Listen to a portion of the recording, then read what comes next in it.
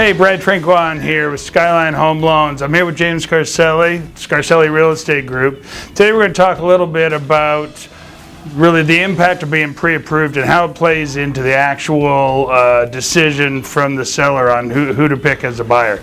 So James, tell me a little bit, when you have multiple offers, tell me the impact of pre-approval. Just went through that scenario, had 8 offers on a home. The first thing we look at is we have to find out the motivation of the buyer. We get that from the buying agent, and then right after that we call the lenders and see if we know the lender. So I have open communication with them to know exactly that they're pre-approved and that they're qualified to do this transaction.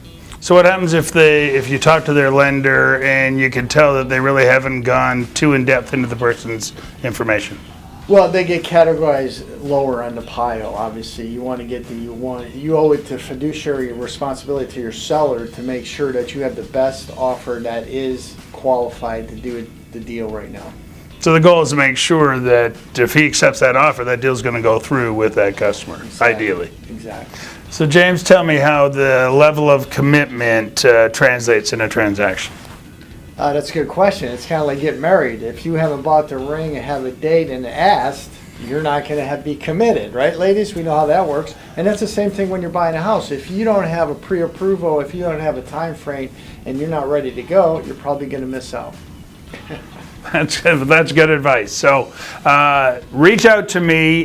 We can get together either in person or on the phone. Takes about 15-20 minutes of well-invested time, and we can work on getting you pre-approved, so when it's time to write that offer, you'll be in the best position to get this house. Happy house hunting.